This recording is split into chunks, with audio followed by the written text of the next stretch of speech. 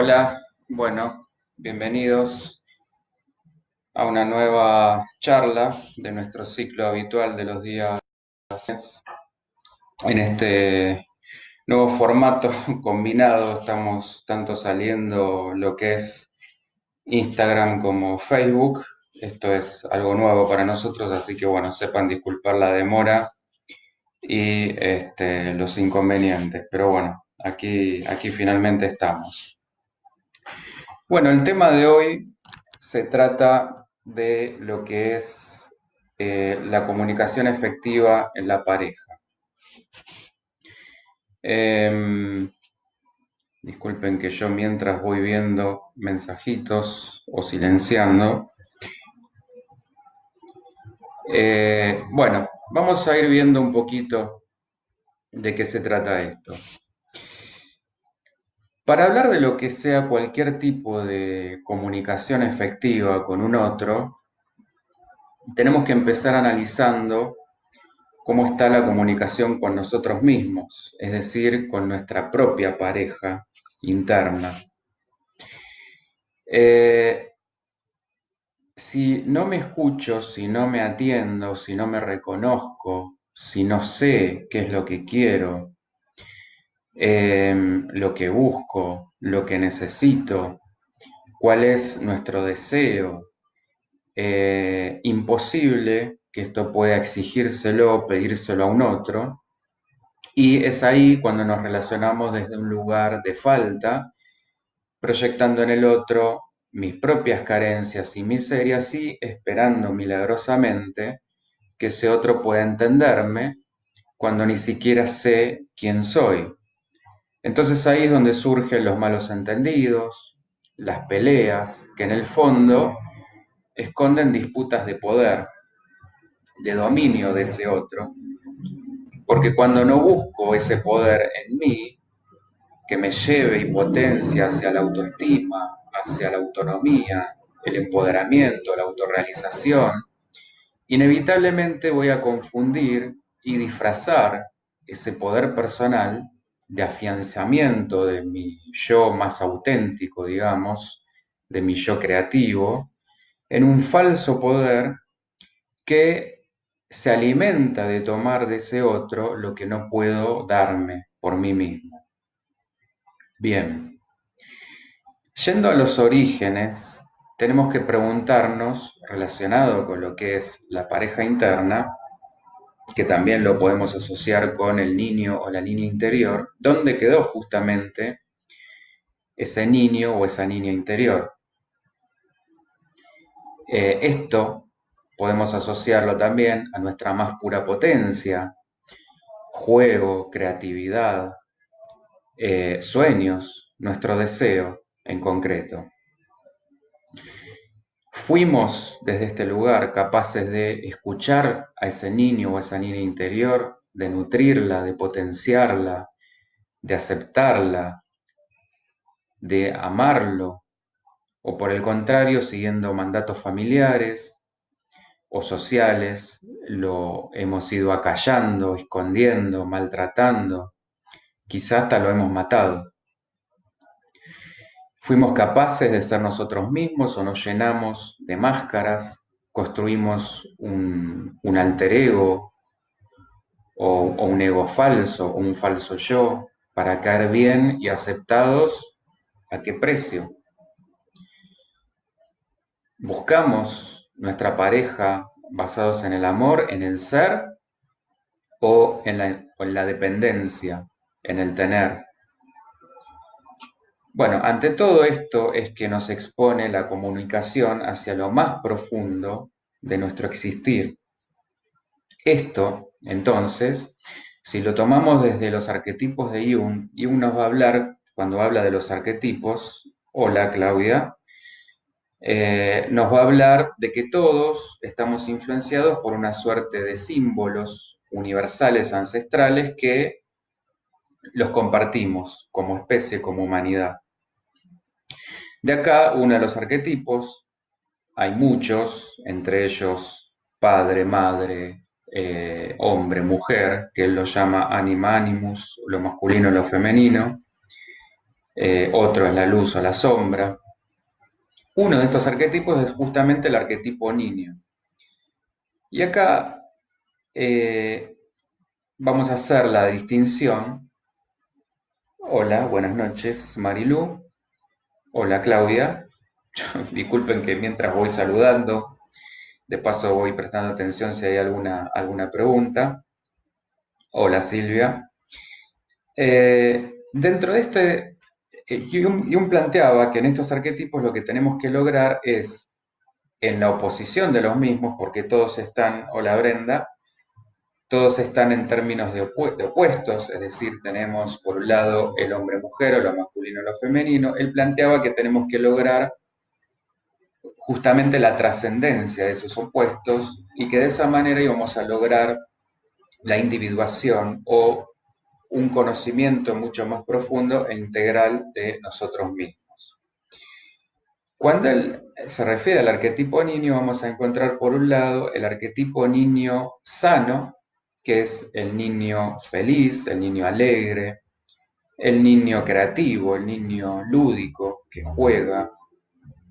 En concreto, desde lo psicológico podemos decir que es el niño que está en comunión con su deseo, es decir, ha logrado ser él mismo, ha logrado ser auténtico, ha logrado, bueno, justamente en eso estamos, Bren, explicando lo del arquetipo niño.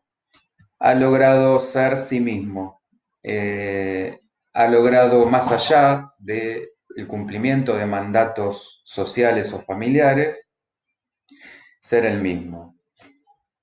Esto ustedes hagan memoria cuando nos decían de chiquitos qué querés ser cuando seas grande. Bueno, este niño feliz, alegre, sano, íntegro, ha logrado justamente convertirse en ese sueño, más allá de lo que esperaban de él y más allá de lo que tuviera que haber hecho este niño o niña para ser aceptado.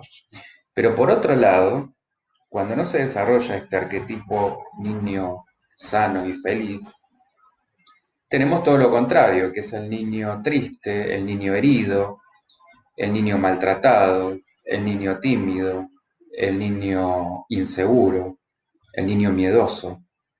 Es decir, si nosotros sentimos que de nuestras principales figuras de cuidado, que por lo general son los padres, no hemos sido lo suficientemente cuidados, amados, etcétera, se va desarrollando como una especie de falso yo o alter ego, o por decirlo más sencillamente, como que nos vamos revistiendo de una especie de máscara o de personaje que vamos armando para ir siendo aceptados, siendo queridos por este tipo de personas, nuestras principales figuras de amor, nuestras principales referencias, o por la sociedad. Entonces ahí nos vamos volviendo de alguna manera un falso ser, y nos terminamos como perdiendo en esa inautenticidad. Entonces llega un momento, ya esto de adultos, cuando nos vemos a la hora de formar una pareja, nuestra propia familia, que acá se nos pone difícil la cosa porque nos damos cuenta que no sabemos realmente quiénes somos, qué queremos ser y que no sabemos amar porque no supimos ser amados y en concreto no sabemos qué es el amor. Visto esto de otra forma, lo podemos plantear también en los términos del ser o el tener. Desde un arquetipo niño sano, yo les diría, este niño ha sabido, como yo les decía antes, ser sí mismo. Podríamos decir que esto lo podemos asociar a un yo soy, o dicho de otra forma, yo soy quien yo soy.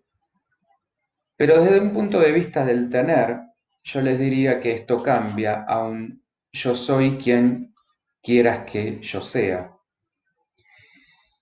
Hay otro psicólogo que se llama Eric Fromm, que nos habla en concreto de estas dos perspectivas, el ser o el tener, Y él va a decirnos que el hombre solo puede ser el mismo cuando es capaz de expresar sus potencialidades innatas, pero esto difícilmente ocurra cuando su objetivo es llenarse de la mayor cantidad de cosas posibles. Si solo se empeña en obtener posesiones, se va a terminar convirtiendo en un objeto más. En cambio, para lograr ser, tiene que dedicarse a una actividad auténtica que no es otra que aquella que le permite un pleno desarrollo de sus capacidades. En concreto, desde la orientación del ser, yo les voy a leer la definición que da este autor. Él nos va a decir, el modo de ser tiene como requisitos previos la independencia, la libertad y la presencia de la razón crítica. Hago un paréntesis y destaco esta palabrita. Él va a hacer mucho énfasis en que desde esta orientación del ser tenemos que desarrollar un pensamiento crítico, es decir, pensar por nosotros mismos, sentir por nosotros mismos, actuar por nosotros mismos. Y esto es lo verdaderamente desafiante porque desde este niño herido que yo les comentaba, justamente se perdió este desarrollo del pensamiento propio porque se termina obedeciendo mandatos, estereotipos, el deseo del otro en concreto.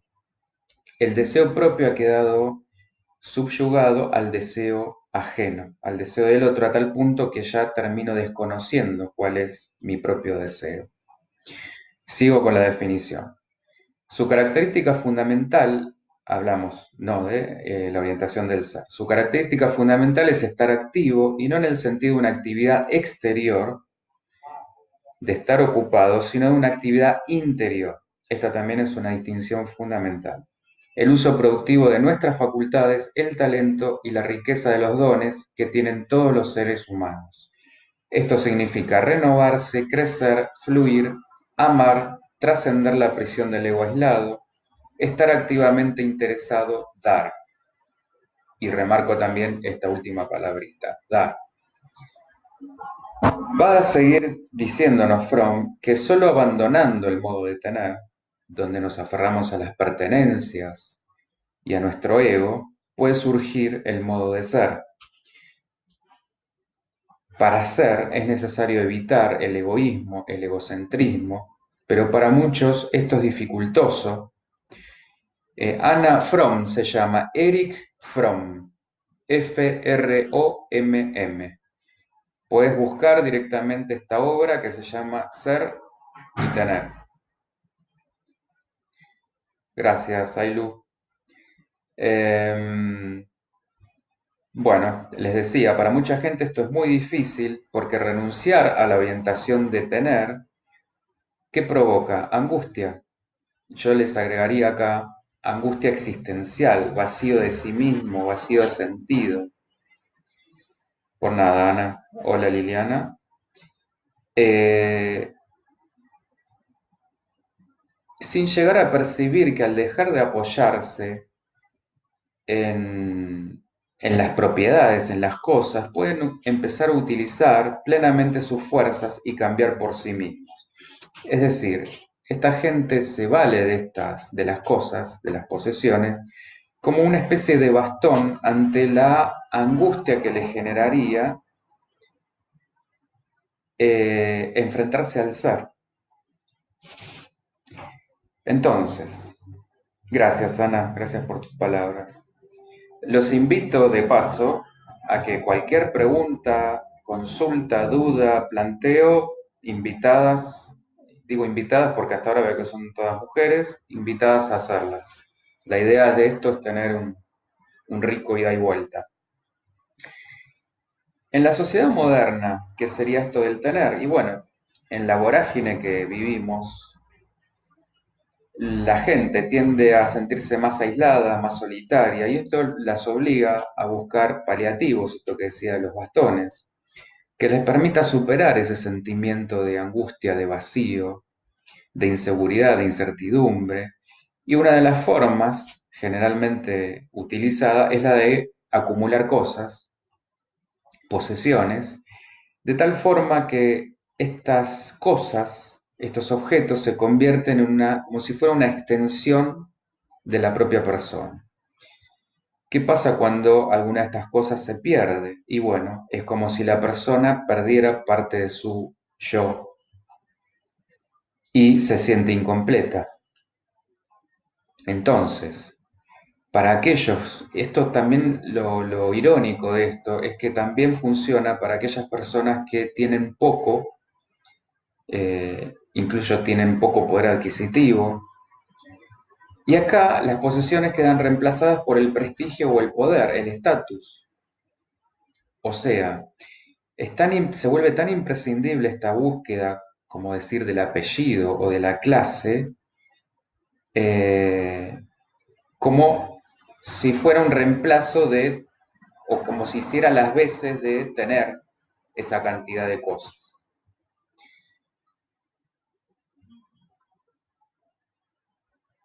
Em, Hola Adriana.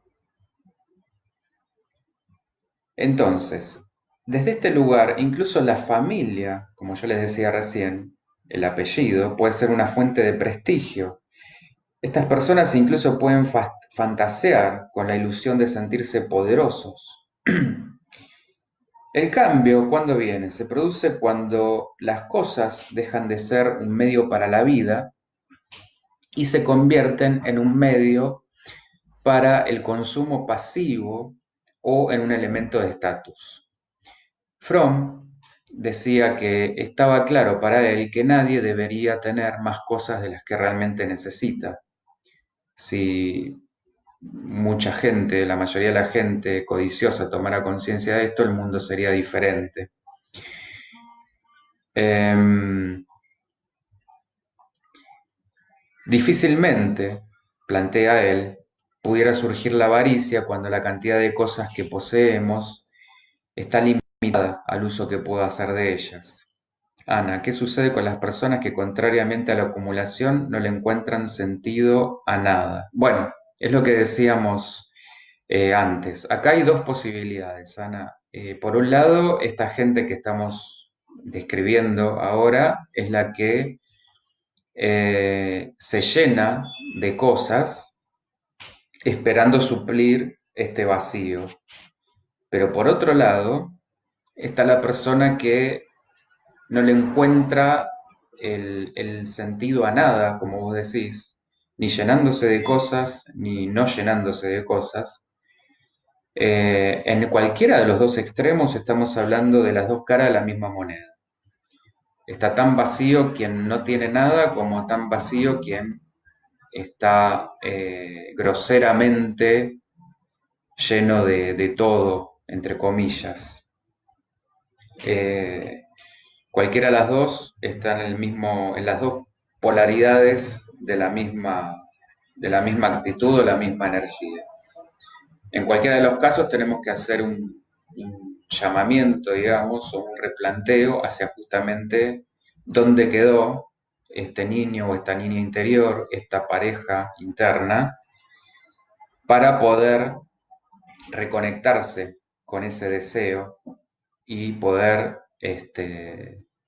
volverse auténtico, volverse congruente para poder encontrarse.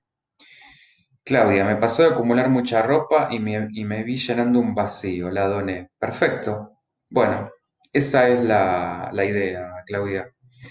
Donarla, regalarla. El tema, igual acá, esto se puede manifestar con muchas cosas, pero en general es gente que está permanentemente atrás de distintos tipos de posesiones eh, que tengan que ver con lo material,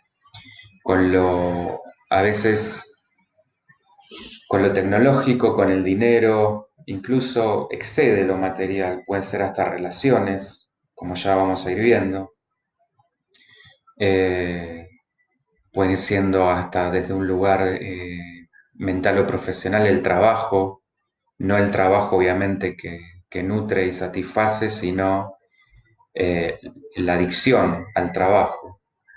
eh, puede ser con una profesión, etcétera, etcétera. Ahora lo vamos a ir viendo. ¿Qué pasa con el que acumula pensando que algún día las va a necesitar? Bueno, hay trastornos que tienen que ver con eso. Hay un trastorno específico que es trastorno de acumulación, que hay gente que se llena, se llena, se llena de cosas pensando que algún día les van a ser útiles. Y no, ahí Liliana lo que hay que hacer es separar lo que realmente va a ser útil, lo que es necesario, como decía Fromm, lo que es urgente, de lo que realmente está para llenar otra cosa.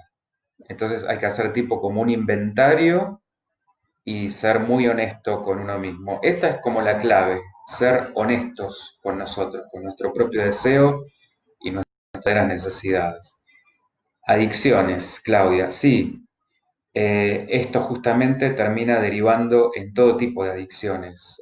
Adicciones que pueden ser a comer, para justamente llenar ese vacío interior, a cosas, a personas, como decíamos recién, un adicto al trabajo, al juego, a la mentira, a drogas, lo que se te ocurra.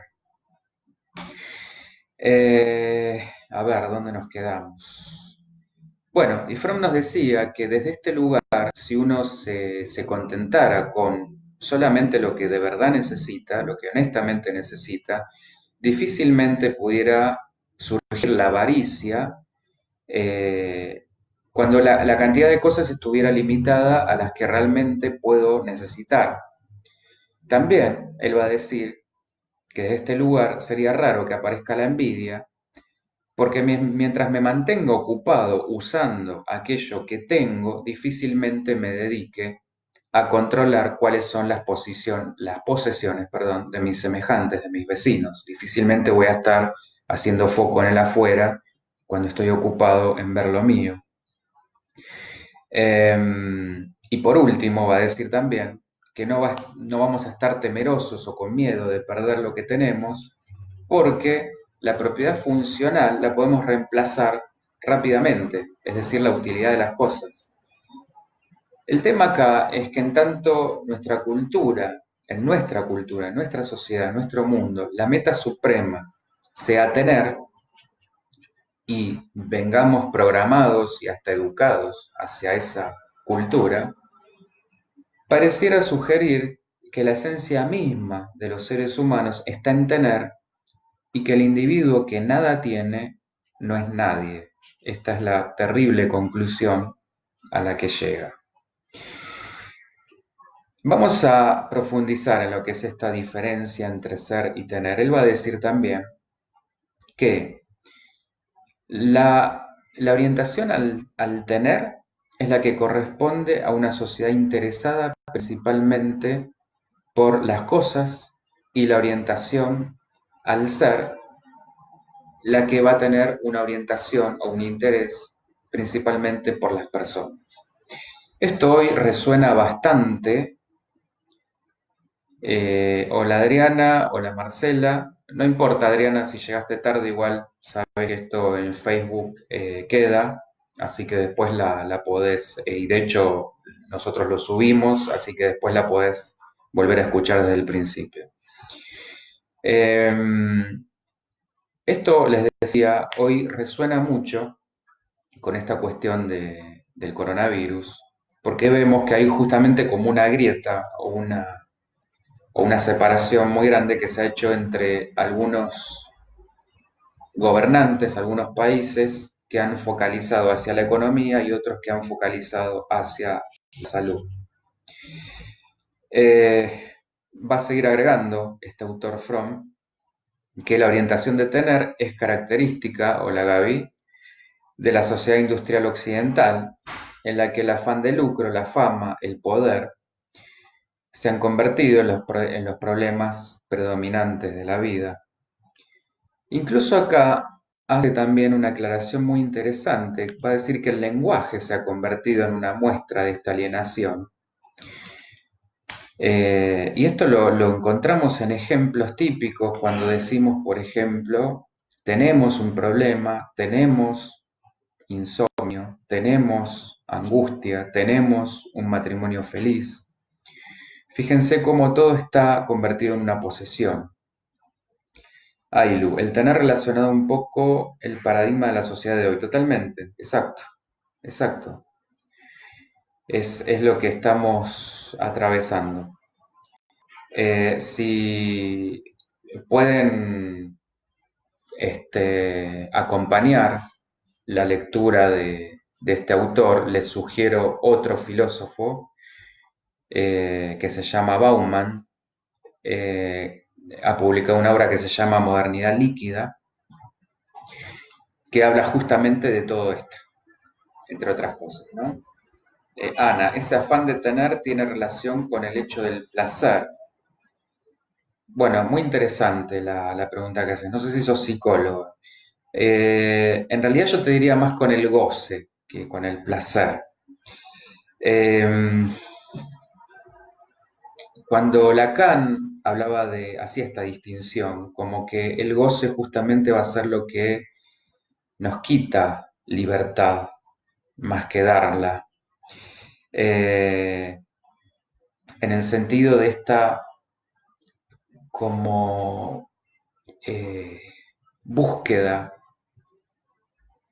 bien, bueno, porque es una terminología bastante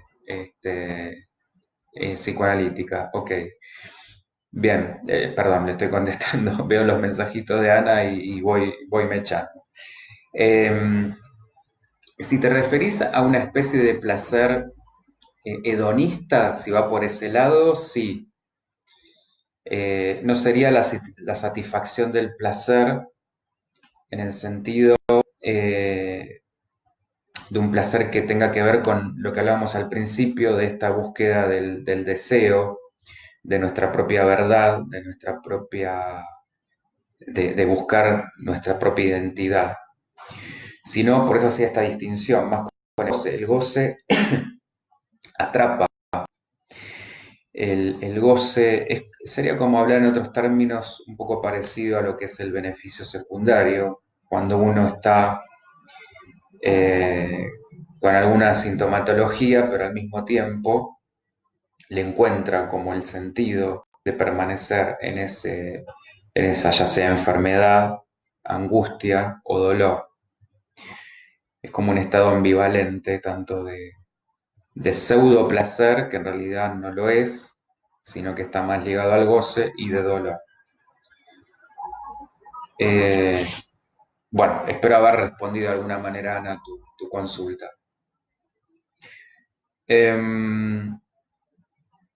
Bueno, él decía esto que terminamos desde el lenguaje incluso en esta suerte de posesión del otro. También hacía esta distinción como dos formas de existencia. Hay algo, en realidad no lo satisfaces porque vas a tener eso y vas a querer otra cosa, porque eso se trata el tener, creo yo. Bueno, en realidad el deseo, por propia definición, no se satisface nunca. Esta es una de las características del deseo. El deseo es intrínsecamente, siempre se está moviendo, siempre se va a estar desplazando. Y acá es un tema interesante porque justamente es irónico en ese sentido, porque siempre vamos a estar en búsqueda de ese deseo, aún sabiendo que nunca lo vamos a poder conseguir. Entonces acá a donde hay que llegar es como una especie de, yo la llamo un sano equilibrio psíquico entre el ser y el tener. Es como que se me van adelantando. Porque si no caemos de vuelta a los extremos. No está bueno ni caer en la omnipotencia, es decir, esta falsa sensación de que lo puedo todo, lo puedo tener todo, puedo alcanzar todo. Hay mucho de esto también en el pensamiento mágico de la mentalidad New Age, de si querés, podés, querer es poder, y no siempre querer es poder. Entonces, ni caer en la omnipotencia, ni caer tampoco en la eh, desvalorización absoluta, en el sentido de no puedo absolutamente nada, y todo depende de afuera, porque ahí me alejo totalmente también de mi ser.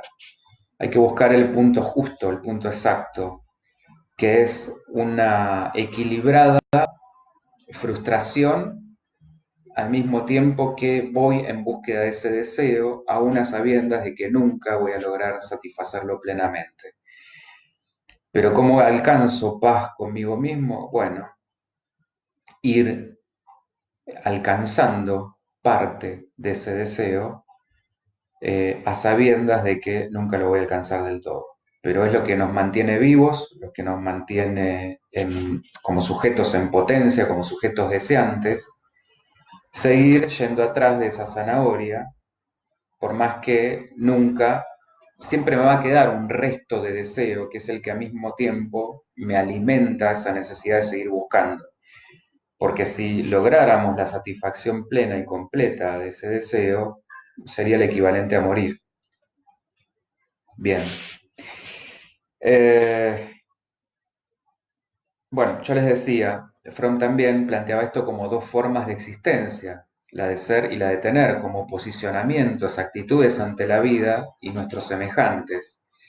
También él decía que eh, esto funciona como dos estructuras de carácter cuyo predominio en uno u otro sentido determinan los pensamientos, los sentimientos, los actos con los cuales nos vamos a manejar ante la vida y ante los problemas.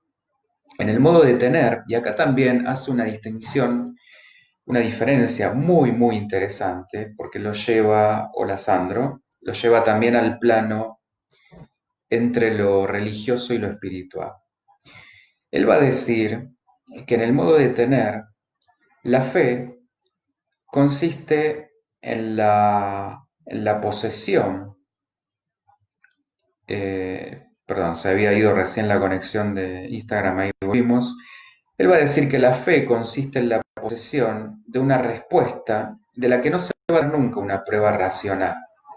Pero esta fe sirve para aliviar al individuo, le evita pensar por sí mismo y tomar decisiones.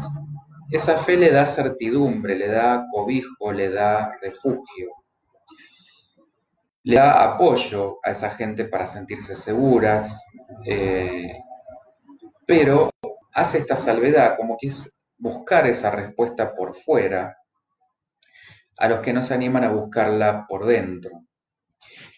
Es decir, estamos hablando nuevamente de la búsqueda de una figura a quien seguir. En cambio, en el modo de ser,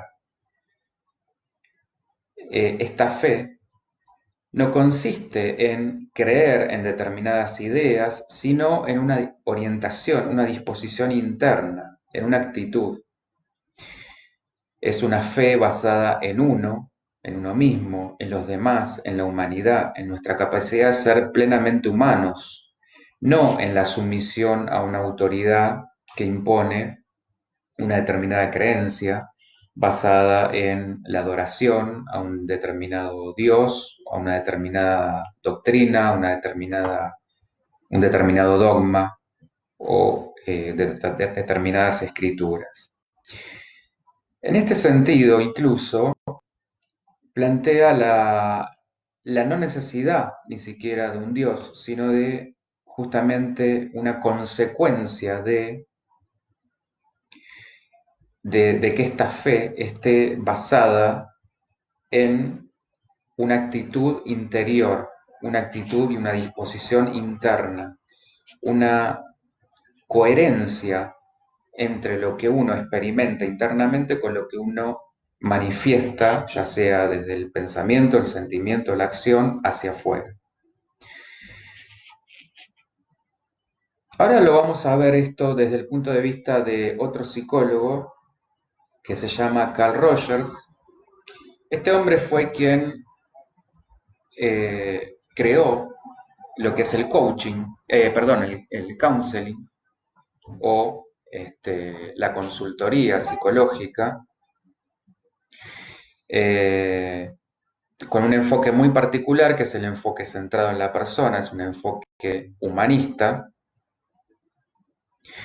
Y es interesante la visión que él aporta, porque él va a decir, se va a referir al verdadero yo, que hablábamos al comienzo, él lo va a llamar self, eh, que sería como un sí mismo. Hola Lore. Y él va a decir que este yo va a estar compuesto de la suma de lo que él llama tendencia actualizante, que esto lo podemos definir como una motivación innata que todas las formas de vida tienen presente, y esta motivación está siempre dirigida a desarrollar sus potencialidades hacia el mayor límite posible. A esto le vamos a sumar lo que él denomina valoración organísmica. En este sentido, Rogers va a decir que los organismos, todos los organismos, saben lo que es bueno para ellos, y a esto le va a sumar las necesidades y recepciones de recompensas positivas para uno mismo, es decir, tendencia actualizante, sabiduría organísmica y recepciones de recompensas positivas para uno mismo. Yo sé lo que a mí me nutre y me hace bien. Por otro lado, va a decir que como la sociedad, nuestra sociedad, no está sincronizada con la tendencia actualizante y que estamos forzados a vivir bajo condiciones de valía que no pertenecen tampoco a la valoración organísmica, y que finalmente solo recibimos recompensas positivas condicionadas. ¿Esto qué quiere decir? Las que decía antes son recompensas positivas por el mero hecho de dar, como también decía Fromm. Doy porque te quiero, doy porque está en mi naturaleza dar, doy porque está en mi naturaleza que potencies toda tu creatividad, que desarrolles tu máxima, eh, que despliegues tu ser en su máxima capacidad. En cambio, desde este lugar, doy a cambio de, hay una transacción.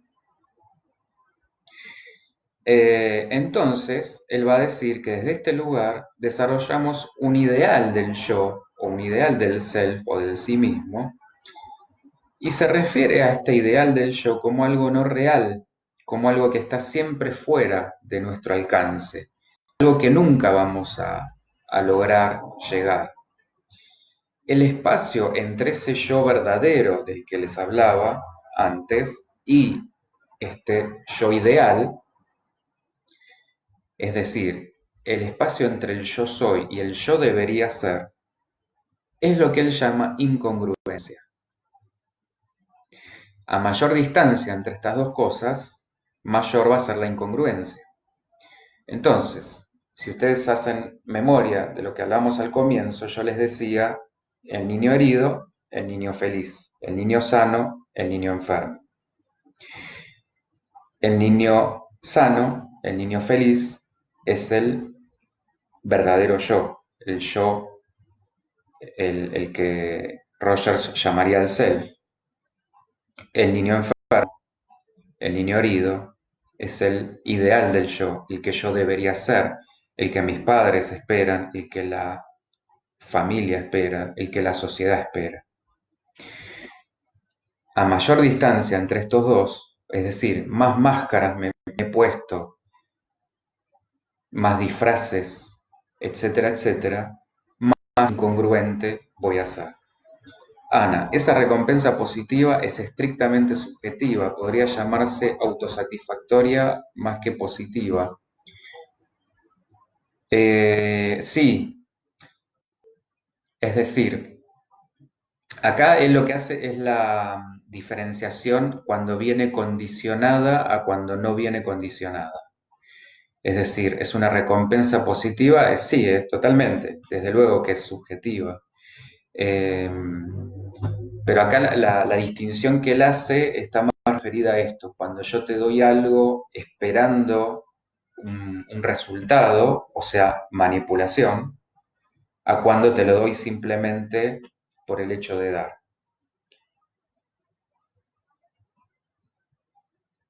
Eh, Bien. Esta cuestión de la incongruencia también lo podemos ver nosotros desde la llave Psi, desde este centro, siempre remarcamos que nuestro enfoque es eh, en múltiples dimensiones, es integrador porque abarcamos lo bio, psico, social y espiritual. Hola Gustavo. Al fin un hombre entre tantas mujeres, a ver si logramos hacer una masa crítica como para equilibrar y logramos tener una mirada diferente. Eh, ¿A qué me refiero con esto? Es decir, que somos el resultado de lo que hicieron de nosotros y estamos formados al mismo tiempo por un cuerpo que obviamente responde a una herencia genética, a una carga, o que somos en parte de lo que han hecho de nosotros nuestros padres. Por otro lado, tenemos toda una red social, familiar, pareja, amigos, conocidos, compañeros, vecinos, etcétera. Una mente con pensamientos, emociones, que esto incluye también el área académica, el área profesional y en algunos casos también una vida religiosa, espiritual, interior. En síntesis, somos al mismo tiempo conducta, emoción, mente y espíritu. O esto debiéramos. ¿Qué pasa? Que por lo general nos regimos por uno o dos de estos mundos en simultáneo, les diría con dos como mucho, dejando los otros de lado a la rastra. Hablando, a ver, para ejemplificar, habitualmente pensamos que tenemos que hacer algo, lo sentimos y no lo hacemos. O, por el contrario, sentimos que tenemos que hacer algo, lo hacemos sin pensarlo. O actuamos absolutamente por impulso, sin pensar, a veces también sin sentir. Y todas las combinaciones que se les ocurran. Claudia, el falso self, qué interesante prestar suma importancia a la crianza, digo yo que soy mamá. Sí, totalmente.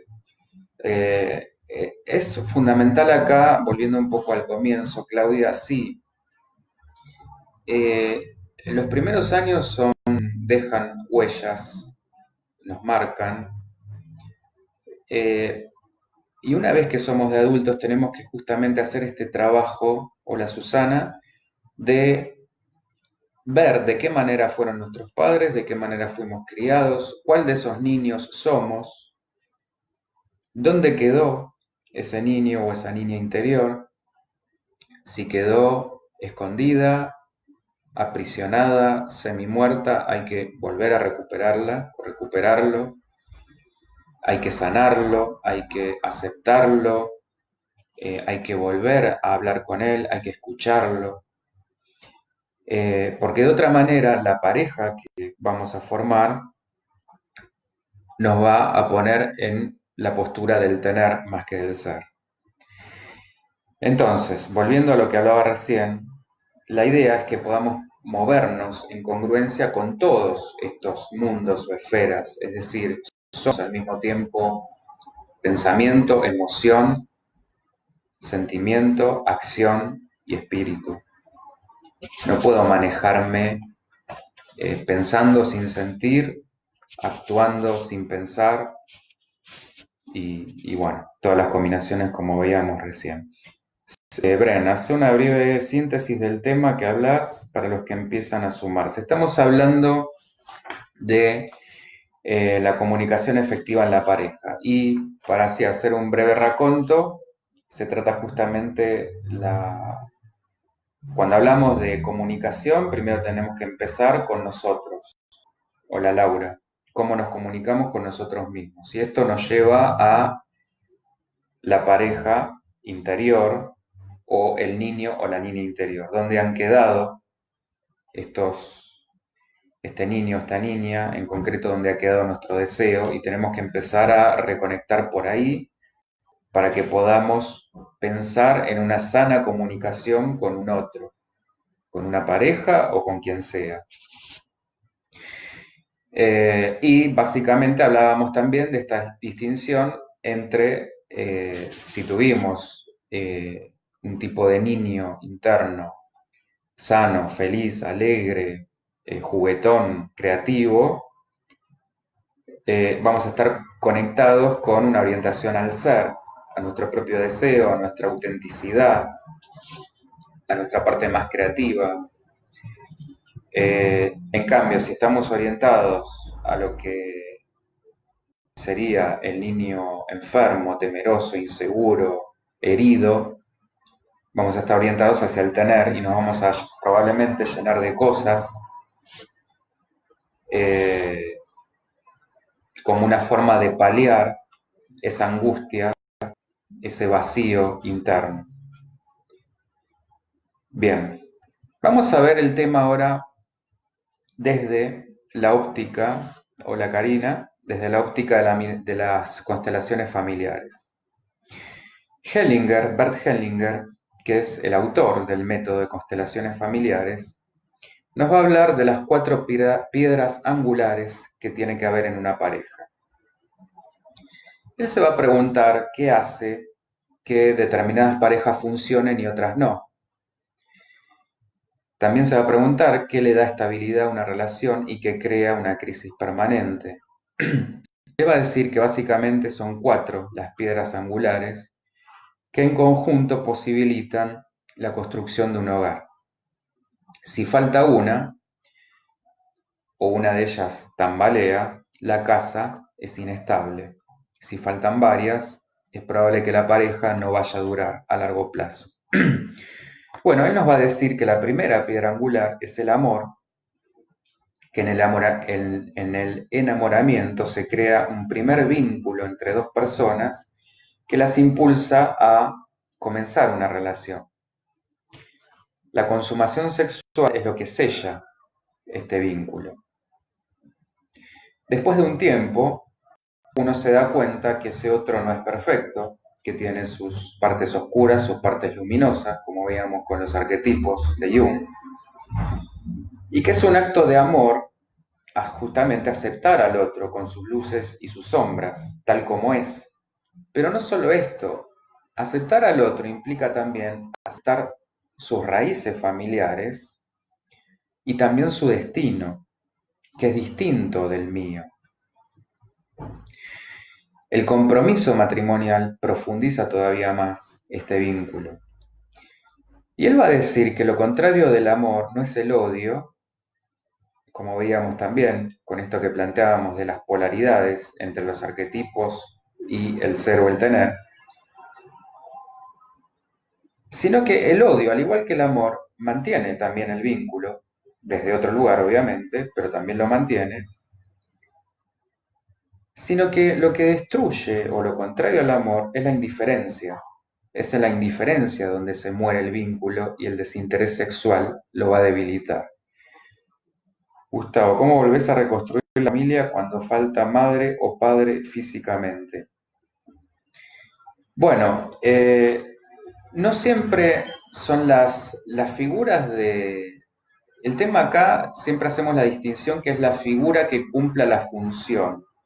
No tiene que ser sí o sí el papá o mamá biológico. Eh, Cualquier figura, ya sea un tío, una tía, un padre o madre sustituto que cumplan esa función, es lo que importa. Eh, Ahora, si vos a donde apuntás es que ya no están y ha quedado alguna cosa pendiente, bueno, la idea ahí es hacer un trabajo de perdón, pero sobre todo de perdón a uno mismo, no hacia el otro, porque lo liberador del perdón es justamente liberarse a uno mismo, sanarse a uno mismo. Por eso decía, hago mucho hincapié en esto de la pareja interna o el niño interno. Porque al otro en realidad lo podemos perdonar. Hay cosas que también yo siento que son, no sé si son dignas de perdón, pero bueno, eso ya es un tema subjetivo mío. Podemos hablar casos como abusos o violencia extrema, sino que ahí lo que uno debe perdonar es este enojo que uno tiene con uno mismo cuando siente que la frustración, la impotencia por no poder haber hecho nada, porque uno no tenía los recursos ni físicos, ni psíquicos, ni de ningún tipo para poder actuar. Y lo que queda es el dolor. Entonces uno debe perdonar esa, ese niño que fue, que no podía hacer otra cosa, que no podía defenderse, que no tenía cómo defenderse, para liberar la energía que ha quedado ahí atrapada. No es perdonar al otro en el sentido de como se nos ha vendido, más que nada desde la religión, esto de, bueno, te perdono como si esto fuera, te libero y lo que hiciste ya no quedó olvidado, quedó borrado. No, es todo lo contrario. Es decir, eh, me sano a mí mismo, me libero de ese rencor, porque ese rencor es el que me termina envenenando por dentro y el que me termina enfermando. Después el otro que haga lo que quiera, que tome conciencia si quiere y, eh, como se dice habitualmente, todo vuelve. Eh, a eso apunta el perdón. Es el perdón en cuanto a sanación hacia uno mismo. No sé si iba por ahí, Gustavo, tu consulta. Yo hice como las dos posibilidades, teniendo los padres o si ha quedado algo pendiente. Si uno, digamos, no los tuvo y no quedó nada pendiente, es quien cumpla la función. Ahí no importa el título biológico, digamos. Eh, Ana, el perdón solo debería darse cuando no violenta los valores éticos propios, me parece. El perdón hacia el otro, sí, exacto, exacto, estamos totalmente de acuerdo. Por eso es una elección el perdón hacia el otro y te diría más, no te hace ni mejor ni peor persona. Lo importante es el perdón hacia uno, ese sí es esencial, te diría fundamental porque si no, uno no se libera, no puede seguir adelante y se termina enfermando encima a causa de algo en lo que no tuvo absolutamente nada que ver. Sí, hablando a los casos que yo exponía antes, ¿no? Cuando hablamos de un abuso, de una violencia, sobre todo cuando uno no tenía cómo defenderse, ni siquiera cómo entender. Eh, En ese caso es como hasta darle el gusto al victimario, que uno encima se termina haciéndose daño a sí mismo y el otro ni enterado. Liliana, ¿cómo se llama la indiferencia en la pareja si te armaste? Si te armaste, no entiendo lo del te armaste, si me lo podés aclarar. Eh, y hay casos, muchos casos de indiferencia, de desidia, total desinterés. eh, Justamente cuando se llegó a ese punto es cuando ya no hay nada más por lo que luchar. Te diría, cuando hay pelea, aún sea mucha pelea, es porque todavía se puede recomponer. Cuando no hay absolutamente, no hay discusiones, no hay, eh, es la nada misma, ya ahí te diría que no hay mucho por rescatar. Gustavo, sí, gracias, me interesa el duelo de un fallecimiento. Bueno, el duelo sí tiene todas sus etapas y hay que elaborarlo. Hay que elaborar esa pérdida eh, y bueno, y sanar también. La cuestión ahí es si hubieran quedado cosas pendientes, hay que sanar, se puede hacer toda una especie de las cosas que no pudieron haberse dicho, uno puede eh, Hay distintos tipos de rituales a los que se pueden recurrir, como a través de cartas, poder imaginarse que uno vuelve a hablar con esa persona. Hay muchas maneras en que esto se puede tramitar. Bueno, la constelación es una de ellas, por ejemplo, ya que estamos justo viendo ese tema, ver qué lugar estoy ocupando en ese sistema familiar, si por ahí no estoy repitiendo algún patrón inconsciente. Eh, Porque también la cuestión acá con la liberación, el perdón y la sanación, lo importante es que si esto yo no lo hago, voy a repetir vínculos, repetir historias. Aquel niño herido, niño temeroso, niño inseguro, niño lastimado, va a seguir por la vida buscando una pareja, un papá, una mamá, un lo que sea, que lo cure, que lo sane, que le dé aquello que no tiene. De vuelta a esto de la orientación al tener. Bren, es verdad, el perdón a uno mismo, tal cual. Es el único importe. Después al otro, si quiero, si tengo ganas, si puedo. Bueno, a ver dónde nos quedamos. Bueno, Hellinger va a agregar que la segunda piedra angular es la presencia. Con esto se refiere a la experiencia de caminar a la par. Es decir, que si uno de los miembros de la pareja no está presente por X motivo, el otro se va a sentir solo, se va a sentir abandonado, se va a sentir no reconocido, se va a sentir no visto. A veces uno sigue enredado en una pareja anterior y esto hace que no esté del todo libre y presente para la pareja actual. De vuelta, se están ocupando espacios, energías, que si no son liberadas, si no son descomprimidas, no permite la llegada de lo bueno. Este es el sentido de la liberación emocional. También él va a decir que puede encontrarse inmerso uno en una dinámica de mirar hacia atrás. Esto tiene mucho que ver con el tema de los duelos, y prestar más atención a su familia de origen que a la familia actual. Porque no olvidemos que uno al formar una pareja está formando una nueva familia, la familia que supuestamente uno elige. Y otro motivo puede ser es que uno de los miembros de la pareja esté ausente por lo que hablábamos hace un ratito, la adicción al trabajo, al igual que cualquier otro tipo de adicción. O puede haber casos que los dos miembros de la pareja están ausentes, que no se vive en este caso la falta de la presencia como una debilidad o una dificultad, aunque visto esto desde afuera, pareciera que la pareja vive vidas paralelas que más que una vida en común. La tercera piedra angular es la responsabilidad. Hellinger va a decir que una pareja es una relación entre iguales. Cada uno tiene que asumir su parte de la responsabilidad respecto a la relación. De esta manera, ambos la cuidan.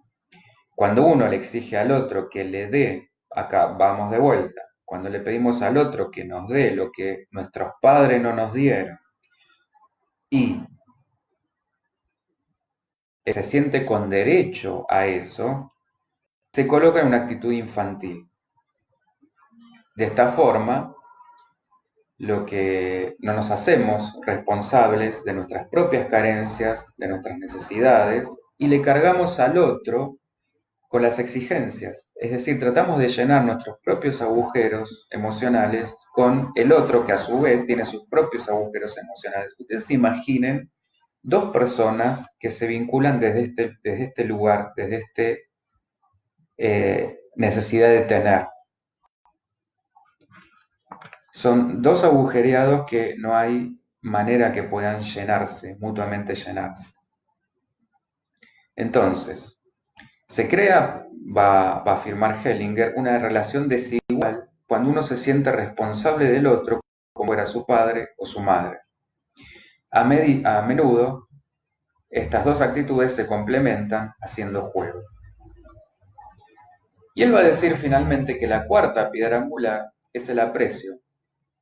Como yo aprecio al otro, también aprecio lo que me puede dar y lo acepto agradecido. ¿Esto qué va a hacer?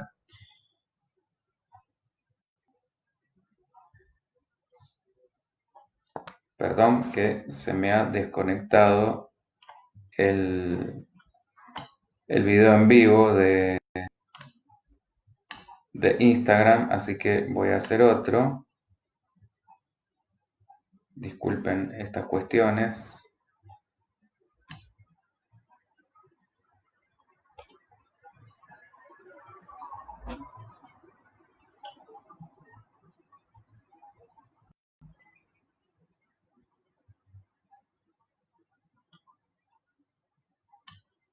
Un minutito, ¿eh?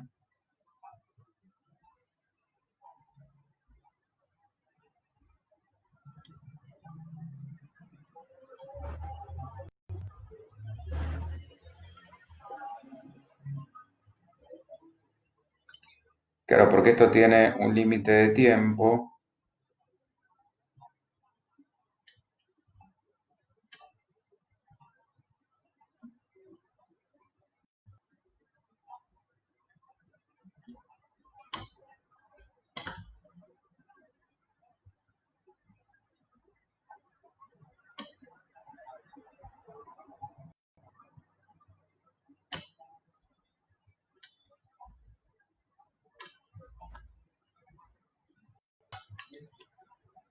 A ver, no me está enganchando esto.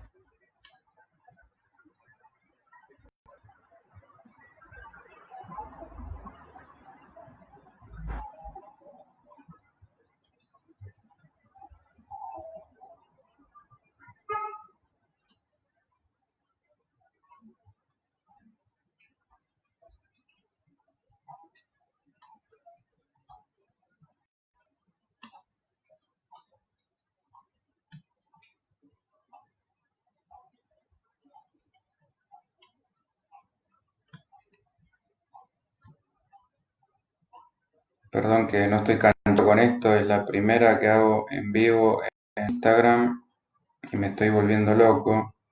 Esto no es para... Esto es para millennials.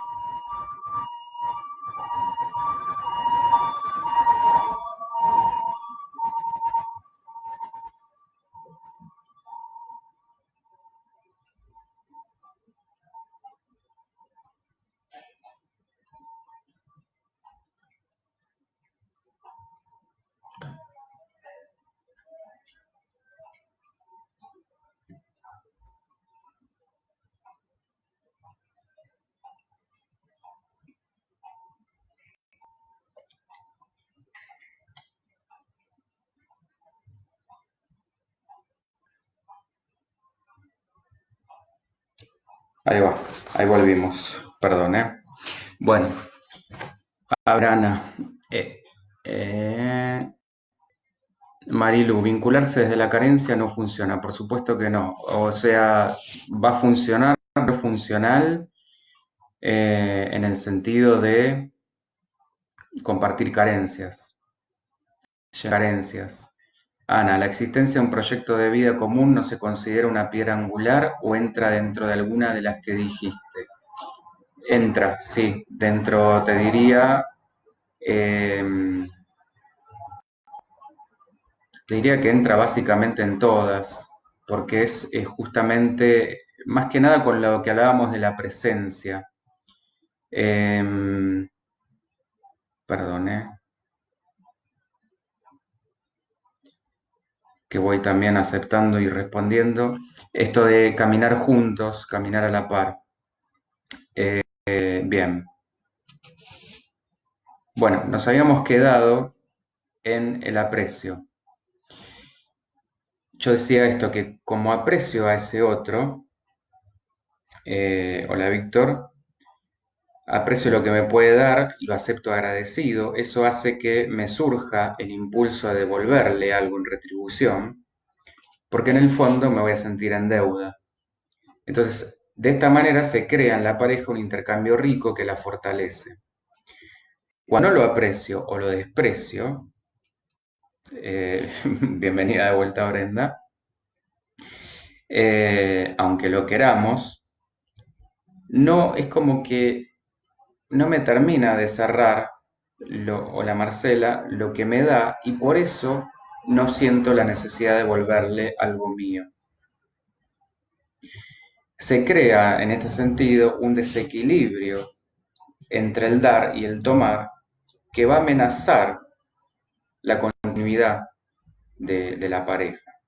Cuando los dos se desprecian, se produce un intercambio de descalificaciones, insultos, reproches, y paradójicamente esto también va a hacer que se fortalezca la pareja, aunque se va a tratar, Hellinger va a decir, de un intercambio pobre. El conjunto de estas cuatro piedras angulares hace que uno renuncie a las demás posibilidades de pareja, aunque se trate, perdón, o sea, uno renuncia a todas las demás posibilidades de pareja y a la fantasía de la felicidad perfecta, que Hellinger también va a decir que no existe. Esto del amor romántico, comieron perdices y fueron felices para siempre. Y esta renuncia a los otros, a las otras miles de múltiples posibilidades, es el tejado, él va a decir, que va a proteger el hogar. Como amo a mi pareja, la tomo como es.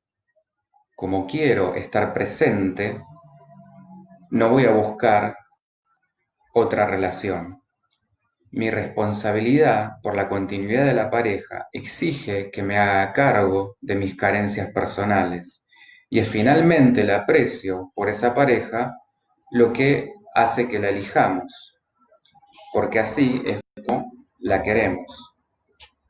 Bien. En otro punto, él también se va a preguntar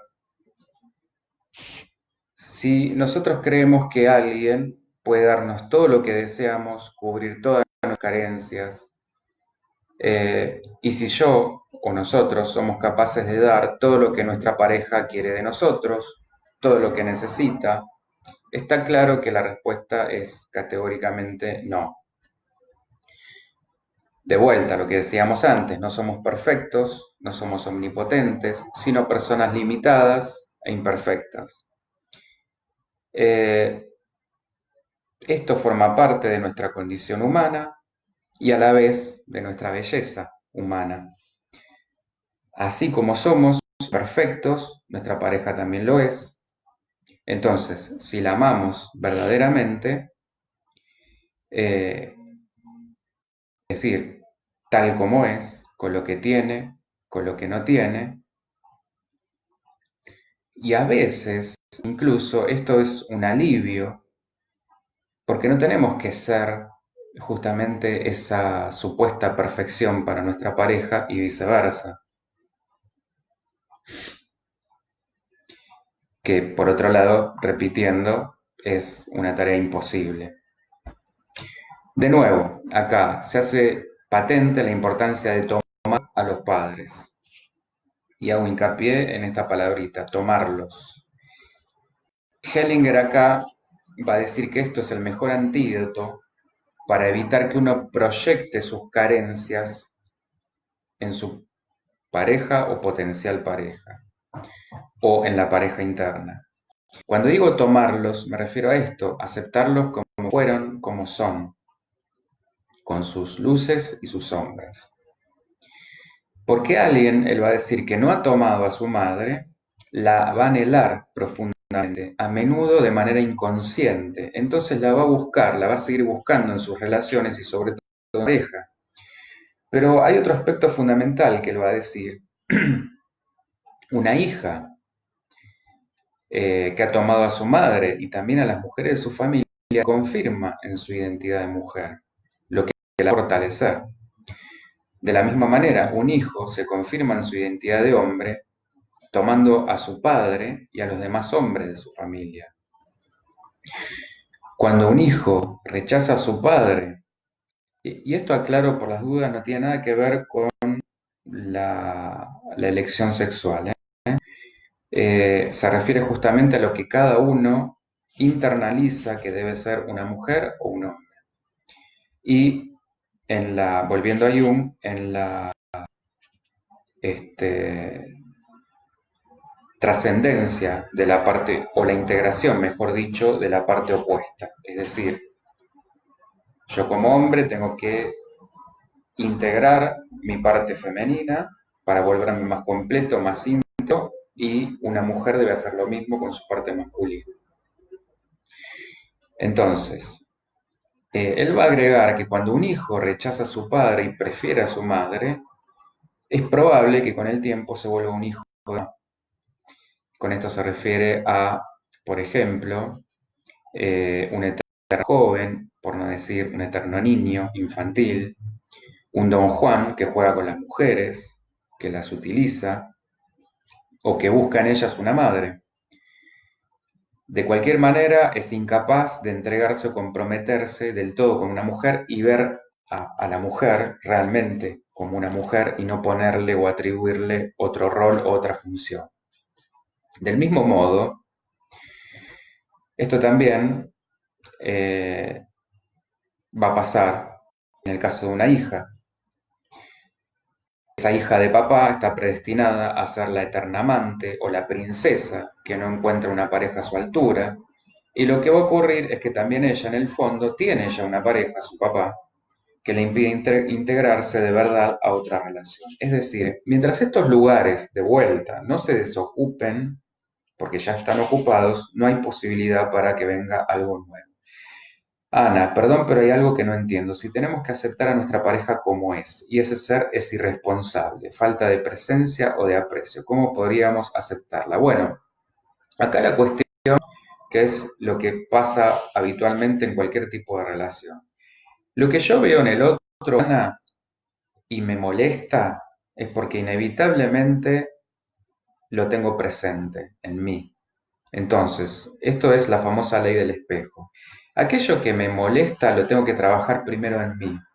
¿Qué grado de irresponsabilidad tengo? ¿Qué grado de falta de presencia? ¿Qué falta de aprecio tengo para conmigo y para con el otro? Si lo veo en el otro es porque es algo que estoy negando de mí mismo. Esto es cómo funciona eh, lo que Jung hablaba cuando se refería a la sombra, que es otro de los arquetipos. La parte luminosa y la sombra. Aquello que no reconocemos y negamos en nosotros es lo que vemos y proyectamos en el otro. Entonces, si esto de verdad te hace ruido y te molesta, es porque evidentemente eh, está en vos y no, de alguna manera necesita ser elaborado, necesita ser trabajado. Bien. Cuando hablamos de constelaciones familiares, estamos hablando de un sistema. Entonces, uno no solamente se une con su pareja, sino que esta pareja trae todo el paquetito, es decir, toda la familia. Cuando desde este lugar decimos, te quiero, pero de tu familia no quiero saber nada, es rechazar una parte del otro. Porque de alguna manera somos también toda esa familia. Entonces, esta actitud debilita la relación. Hay que dar a esos familiares un lugar, aceptándolos. Esto a la vez transmite seguridad eh, desde el lugar de que saber que el cónyuge da de alguna manera, está dando de alguna manera prioridad a la pareja. Y esto también incluye las relaciones anteriores, si las hubo, juegan también un papel importante, ocupan un lugar. Este reconocimiento también va a fortalecer la pareja actual. Puede ocurrir incluso que uno no esté consiguiendo pareja si la busca, porque algún vínculo de su pasado lo está manteniendo ocupado. De vuelta se hace presente esta palabrita. Hola Pablo. Esto hace que ese corazón no esté libre para una nueva relación. Agregaría más que esa cabeza no esté libre. Eh, Aunque en la cabeza uno lo desee. Y son justamente, Helling va a agregar, las personas excluidas del tema, las que más influencia tienen sobre nosotros y nuestra familia. Entonces, ¿qué pasa si uno intenta ignorar a la expareja de Yuke, como queriendo borrar su existencia? ¿Qué pasa si uno habla mal de su expareja con rencor, desprecio? Ex, va a decir Hellinger, quiere decir existe. E ignorarla no es ninguna solución, porque los asuntos pendientes perjudican nuestra relación actual o nuestra capacidad de encontrar una nueva pareja. Los ex forman parte de nuestra historia personal y de nuestro sistema, son una realidad, queramos o no. Tal vez, va a decir, cueste trabajo ir a todo lo que pasó, pero esto vale la pena. Y curiosamente, cuando somos capaces de incluir a todos los miembros de nuestro sistema, dándoles un lugar, es cuando más libres vamos a ser para vivir el presente y gestionar el futuro. Es más, en la experiencia de este hombre, él va a decir que 2/3 de las parejas en crisis, en 2/3 de las parejas en crisis, los problemas no surgen entre ambos, sino entre cada uno y su pasado. Bien. También va a agregar que la felicidad en una pareja consiste en que ambos miembros sumen y no resten. Va a decir que una pareja es un encuentro entre iguales y en consecuencia es necesario que ambos den, hola Diego, y no tomen. Y es este intercambio lo que va a mantener a la pareja viva, lo que las va a hacer crecer y florecer. Parece una obviedad, pero muchas parejas acaban separándose porque descuidan esta parte fundamental. Como supuestamente queremos a nuestra pareja y apreciamos lo que nos aporta, entonces desde ese lugar nos va a gustar ofrecerle algo que haga sentir bien. Entonces, desde ese lugar, nuestra pareja lo va a recibir con gusto y desde ahí también va a surgir el impulso de devolverme algo o de darme algo, mejor dicho. Lo recibimos también con gusto y de vuelta surge el impulso de ofrecerle algo más. Entonces acá Hellinger lo que va a decir es que estamos inmersos en una dinámica de compensación. En general nosotros tenemos un sentido como muy fino respecto al equilibrio de las relaciones humanas, un sentido que indica en cada momento la compensación adecuada. Cuando alguien piensa que ha recibido más que ha dado, se siente en deuda con la otra persona y quiere devolverle algo. De esta forma se restablece el equilibrio y ambos se sienten bien. Pero este equilibrio es dinámico, no es estático, está en permanente cambio porque estas dos personas están interactuando todo el tiempo. Entonces, cuanto más intercambian, más se nutre esa relación y más se fortalece el vínculo que los une. De esta manera se instala, se crea un vínculo rico. En cambio, cuando un miembro de la pareja da mucho y el otro poco, o cuando una persona toma poco de lo dado, se crea un desequilibrio que a la larga pudre los cimientos, va a decir Hellinger, del matrimonio. Cuando finalmente se rompe esta relación, a menudo es la persona que más ha recibido la que se marcha. Se siente tan en deuda con su pareja que ya no puede compensarla. Este malestar se manifiesta en una relación cada vez más crispada hasta llegar a la ruptura. Lo mismo pasa cuando uno da mucho y menos. Entonces él va a decir que tal vez el que dio mucho no sabe pedir o no muestra su necesidad y con esto pone en peligro la relación. O no quiere tomar, que sería otro de los aspectos. También acá se crea un desequilibrio que hace que el intercambio se atasque con el tiempo y lo único que crece es la sensación de insatisfacción.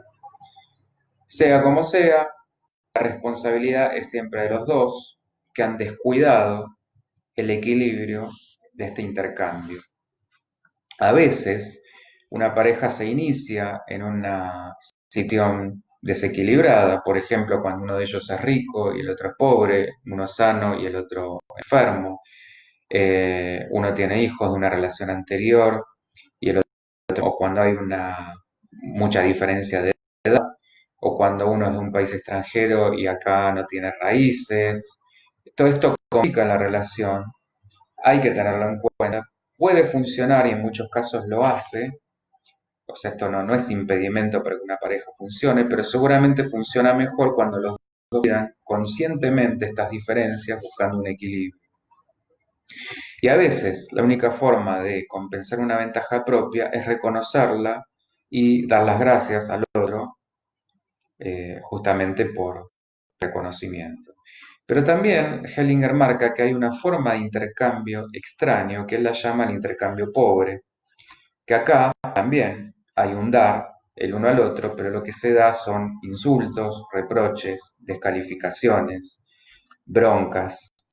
Se perdió el aprecio mutuo y por eso ya no importa lo que el otro dé, sino que lo que queda es un discurso turbio de reclamaciones y paradójicamente este intercambio no es el odio como se piensa generalmente y como decíamos anteriormente, ya que tanto uno como el otro mantienen vivo el intercambio y nutren ese vínculo entre dos personas.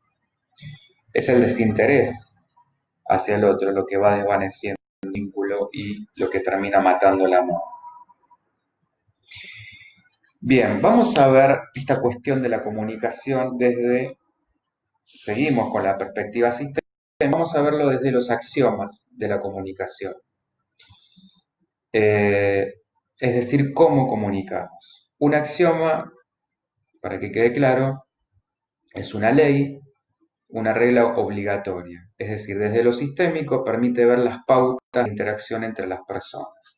Y acá vamos a encontrar 5 leyes o axiomas. La primera de ellas nos va a decir que es imposible no comunicar, es decir, no existe la no conducta, la no comunicación. Toda conducta implica comunicación, así yo estuviera mudo durante toda esta charla, es una forma de comunicación. Estoy comunicando silencio. O cada uno lo interpreta diferente, puede ser indiferencia, etcétera, etcétera. La segunda es que toda comunicación tiene un aspecto de contenido y uno relacional. ¿Esto qué quiere decir? El aspecto de contenido transmite los datos y el relacional cómo entendemos o cómo tiene que entenderse ese contenido. Esto nos habla de la relación entre las personas que están comunicando. Es decir, el lenguaje no solo transmite, sino que produce la relación. Y acá podemos encontrar que podemos estar de acuerdo en los dos niveles, lo que sería lo óptimo, en desacuerdo en uno, en el relacional y no en el contenido o viceversa. Y para darles un ejemplo, supongamos que el esposo le comenta a su mujer que se ha encontrado un amigo de la escuela, un antiguo amigo de la escuela, y le comunica que lo ha invitado a cenar el próximo viernes. A lo que su esposa sigue la conversación con un tono enojado y preguntando cómo ha sido el encuentro. esposo, ante la sorpresa de la reacción de su por el tono enojado, le pregunta si está de acuerdo en que su amigo venga a cenar el viernes y ella contesta que sí, que está de acuerdo, que lo que no está de acuerdo es en que no ha contado con ella para tomar la decisión, es decir, no le consultó. En este ejemplo, la mujer está de acuerdo en el contenido de la información, pero no está de acuerdo con la relación que le propone el marido, es decir, haberla excluido de la toma de decisión. En tercer lugar, tenemos que la puntuación, mejor dicho, de la secuencia de los hechos. Esto quiere decir que la naturaleza de la comunicación depende de la puntuación que se haga en lo que queremos comunicar. Esto organiza la secuencia de los hechos de la conducta, es decir, dónde ponemos el énfasis. No es lo mismo que yo puntualice una palabrita o un hecho o una secuencia en particular. En cuarto lugar tenemos el lenguaje verbal o digital y el no verbal o analógico. Nosotros, como seres humanos, nos comunicamos en un lenguaje verbal o digital como en uno analógico, o sea, corporal o no verbal. En el ejemplo que dábamos del segundo axioma, de la mujer y el marido, la relación se transmite por el canal analógico. La comunicación digital la tenemos, por ejemplo, en las computadoras y nos ofrece una precisión perfecta, no solo aritmética, sino también lógica. Lo analógico, es decir, lo corporal, nos va a ofrecer un resultado inexacto, aproximado, está sometido a fluctuaciones incontrolables de todo tipo. Y finalmente tenemos la interacción simétrica o complementaria. Vamos a encontrar relaciones basadas en la igualdad o en la diferencia, según el grado de poder o de jerarquía. Una de estos axiomas tiene a su vez su parte patológica. Acá vamos a encontrar en la interacción simétrica lo que se llama habitualmente escalada simétrica, que es la lucha por el poder, es decir, a quien tiene razón. Y en la complementariedad rígida o la rigidización, que esto quiere decir cuando hay diferentes niveles de poder. Es decir, esto se puede dar, por ejemplo, en un jefe y un empleado, o incluso en una pareja cuando hay roles muy marcados. Y acá hay reproches del tipo, vos sabés más, entonces haces cosas. Y de esta manera cada uno queda rigidizado o estancado en ese rol. Entonces, vos como sabés más, hace tal cosa, por lo cual yo no me molesto en aprender y el otro no se molesta en salir de ese rol. Bien. De más está decir que la comunicación es uno de los principales pilares para una buena relación de pareja. Diría cualquier tipo de relación interpersonal. Y entre los problemas más comunes vamos a encontrar malos entendidos, poca habilidad para entender o escuchar al otro,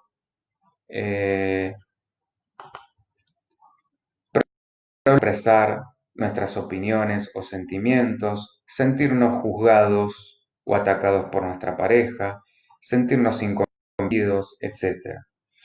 Los problemas de comunicación pueden llevar a una desconexión total entre ambos. Incluso, aunque quieran estar cerca, las malas habilidades de comunicación acaban por provocar lo contrario. Muchas veces el error está en mantener una postura de enfrentamiento en lugar de una postura de equipo. Cada uno se aferra a un argumento queriendo tener la razón sin escuchar o empatizar con el otro. Otras veces puede pasar que se den cosas por supuestas y no se comuniquen nuestras necesidades, deseos, etc. Pretendemos que el otro adivine, tendría que saber, esto es típico, cómo me siento o lo que necesito, simplemente que nos conocemos mucho, pero este razonamiento es erróneo. No podemos, nadie puede leer la mente. Entonces, hay que hablar y expresar claramente nuestras necesidades, nuestros sentimientos, lo que esperamos del otro, y esto es un trabajo de por vida. Así nos conozcamos hace 50 años, nunca dejamos de conocernos y aprender del otro. En este sentido, podemos utilizar acá lo que es cognitiva, que nos habla de los principales errores que cometemos en cuanto al procesamiento de la información. Desde lo cognitivo esto se llama distorsiones cognitivas y los más frecuentes que vamos a encontrar son, por ejemplo, pensamiento absolutista, dicotómico o polarizado. Esto lo vamos a encontrar en la tendencia de ver todas las experiencias según dos posibilidades opuestas, tomando solamente una de ellas. Por ejemplo, ¿es blanco o es negro? Es decir, ¿está limpio o está impecable o está sucio? ¿Soy perfecto o soy un desastre? Otra es la sobregeneralización, que este es el proceso por el cual establecemos una regla o conclusión general a partir de detalles que no la justifican, por tratarse de hechos aislados que no se pueden aplicar a otras situaciones. Por ejemplo, a partir de que un amigo me dice que no puede un día, creo que rechaza mi amistad. Tenemos también el filtro mental, que es el proceso de filtrar la experiencia de modo que no atendemos solo a un detalle de la situación, perdón, atendemos solo a un detalle de la situación sin darnos cuenta de todo lo demás, todo el contexto. Por ejemplo, del trabajo que acabo de hacer, me fijo solo en un pequeño error cometido en lugar de valorarlo en toda su, en forma global, en todos sus aspectos. Lore, personalmente en una pareja es el buscar en el otro lo que nos falta. La clave está en saber amarse a sí mismo para poder amar en libertad sin ninguna exigencia. Totalmente, exacto, esa es la clave. Lectura de pensamiento, lo que hablábamos antes, se presume la capacidad de saber lo que el otro está pensando, esto de que te conozco, y por ahí por un gesto, por una cara, por un tono, ya doy por sobreentendido algo, cuando por ahí el otro está, no sé, viendo otra cosa, pensando en otra cosa, su cara, su reacción es por algo totalmente diferente. Entonces acá me tengo que molestar en preguntar y comprobar. Eh, y deberes e imperativos, estos son autoimposiciones que nos hacemos y que por lo general no son para nada realistas, nos exigimos más de lo que podemos dar.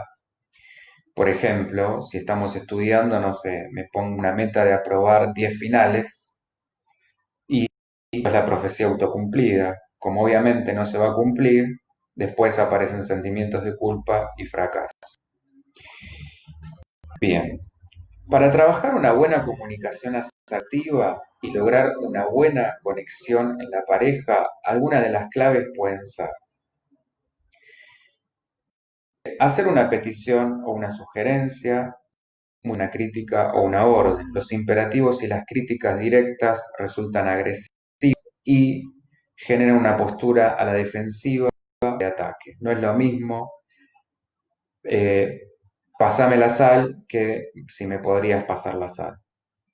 O déjame hablar que me gustaría terminar de explicar sin interrupciones. El tono, por supuesto, también es importante. Y las palabras. Es preferible hacer preguntas en lugar de acusaciones. Los reproches o las acusaciones son ataques directos que solo van a desencadenar defensa y no llevan a ningún lado. Es diferente, aunque signifiquen lo mismo, de ¿me estás escuchando? Que otra vez no me estás escuchando. Es preferible hablar de hechos concretos, de lo que la persona hace, evitando poner etiquetas de les. Las etiquetas no ayudan a que la persona cambie, más bien lo contrario, dificultan la postura de entendimiento, la flexibilidad y la predisposición al cambio. Además, la otra persona puede sentirse juzgada y lastimada. No es lo mismo, te volviste a olvidar de sacar la basura, sos un desastre, que te volviste a olvidar de sacar la basura, últimamente te olvidas mucho de las cosas que te está pasando. Es preferible comunicar las quejas de manera asertiva y no acumularlas. Esto también es fundamental, ya que producirán un estallido, después nos terminamos peleando porque llueve. Un estallido que va a conducir a una hostilidad destructiva. Se trata de plantear las quejas o el malestar en el momento y de manera asertiva, y agrego acá en el momento y de manera adecuadas, procurando no herir los sentimientos del otro y buscando soluciones, opciones de mejora. Es conveniente discutir los temas de uno en uno, no aprovechar que se está discutiendo sobre una cosa para empezar a sacar el talonario de facturas y traer otros temas. El ir saltando de un tema a otro impide que podamos resolver los temas y llegar a conclusiones. Aprovechar que estamos hablando de una cosa para reprochar otras no va a ayudar. Es preferible evitar las generalizaciones, los términos siempre y nunca, raras veces son ciertos y tienden a formar estas. Es diferente decir últimamente te veo algo ausente que siempre estás en las nubes.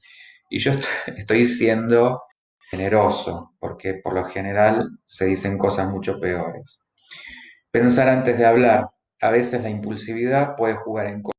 Las cosas deben pensarse antes de decirse, sobre todo si las consecuencias no van a ser positivas. Últimamente me siento más frío respecto a vos, no sé si todavía más, puede ser muy sincero, pero habría que esperar antes de echarle a la pareja ese baldazo de agua fría.